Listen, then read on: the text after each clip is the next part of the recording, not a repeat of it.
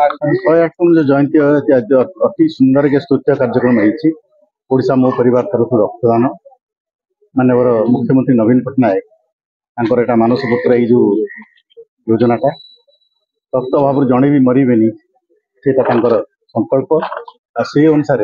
रक्तदान शिविर गुड़ा होउछि। आज अंचल आम सांसद अच्छा रति बाबू अच्छा मोर प्रिय से भी मो परिवार विधायक अच्छा आम मैंने सीना कर सब बड़ आदर सब बड़ नायक है डोनर जो मैंने दौच आगुरी गाँ गंडार ब्लड दौन से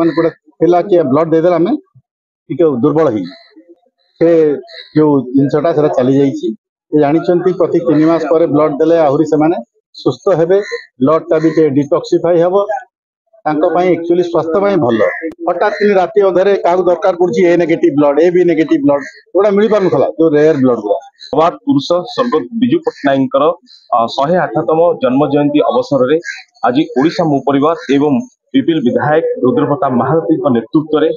पार्टी ऑफिस रक्तदान शिविर आयोजन कर माननीय मुख्यमंत्री निर्देश थिला रक्त भंडार मानक रक्त अभाव को दूर करने रक्तदान शिविर माध्यम प्रत्येक कार्यक्रम को पालन करने आज पिपिल निर्वाचन मंडल विधायक नेतृत्व में आज कार्यक्रम जारी रही केवल एतिक नुहे विजुवांग प्रतिमूर्ति में माल्यार्पण आरंभ कर फल बंटन आरंभ कर अनेक सामाजिक कार्यक्रम निजक सामिल तेणु निहाती पक्षे कही रखापी चाहिए समस्त नवेदन करी आसतु करवा रक्तदान बंचाइबा जीवन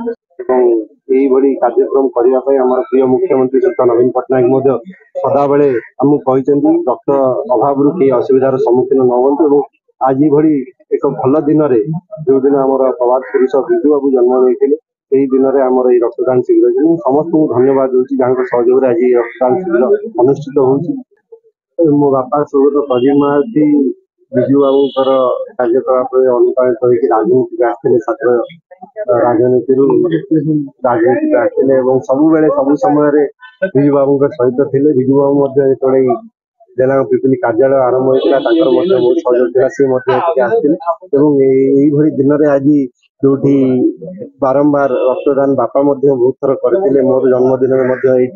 मेगा रक्तदान शिविर होता है आम समस्त को आज गोटे सुजोग मिली स्वर्गत प्रदीप महारथी और स्वर्गत विजु बाबूर जो कार्यकलाप था जो लोक मान भल पाइबा लोक मान जो भल पाइबा से आम भी अंचल